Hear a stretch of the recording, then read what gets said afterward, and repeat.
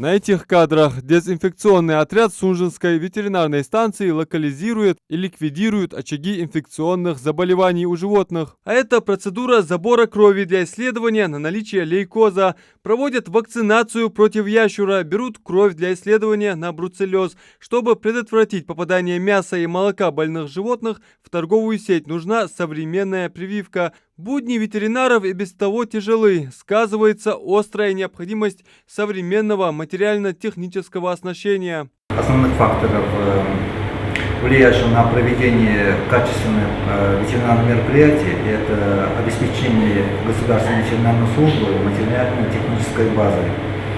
Это наличие аккредитованной лаборатории, наличие автотранспорта, оборудованных помещений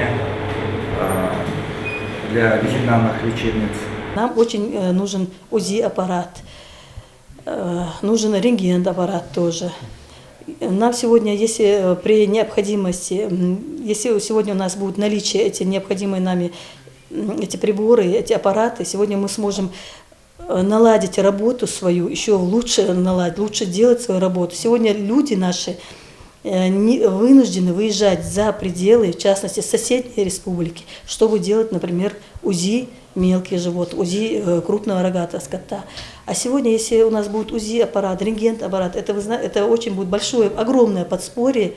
Управление ветеринарной службы разработало программу развития государственной ветеринарной службы на 2022-2026 годы, но ее не утвердили из-за отсутствия финансирования. Программа позволила бы приобрести необходимое количество спецавтотранспорта с дезинфицирующими установками. Их нужно 4 по единице в каждый район. Одна из главных задач – это провести аккредитацию ветеринарной лаборатории. Возможно, это только с материально-техническим оснащением. Необходимость аккредитации лаборатории необходима для того, чтобы получить экспертизы на продукцию животного растительного происхождения, которые экспортируются и в страны Таможенного союза, и в российские регионы.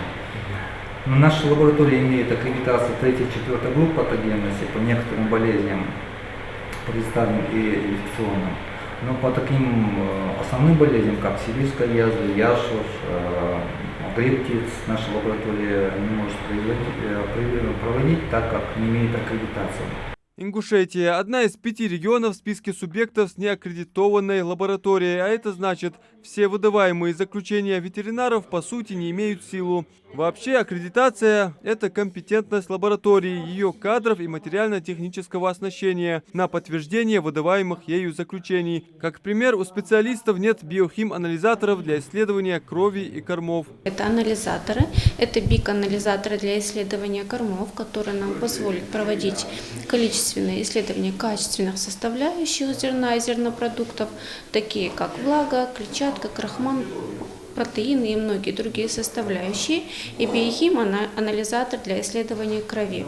Это прибор высокого назначения. С его помощью мы разрешим такие задачи, как исследование крови, мочи и других жидких носителей. Республиканской ветеринарной лаборатории требуется оборудование для ПЦР-тестов, для ИФА и серологических исследований, а также в увеличении производственной площади зданий для оборудования. При всем дефиците специалисты, конечно, работу не останавливают. К примеру, в Сунжинской ветеринарной станции. Благодаря нашим внебюджетным средствам сегодня нами организован на базе Сунжинской станции пункт искусственного семенения.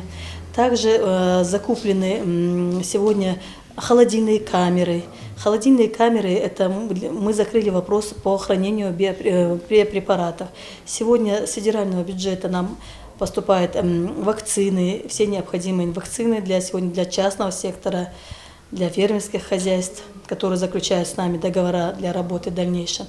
Вот. Этот вопрос нами тоже закрыт. Я имею в виду в плане того, что у нас сегодня есть условия хранения биопрепаратов. Но сегодня нам тоже очень нужно много чего для качественного выполнения своей работы.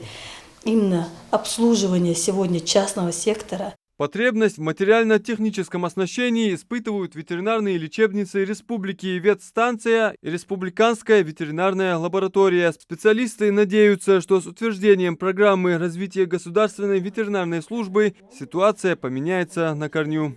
Адам Мережков, Ахмед Горбаков, Новости 24.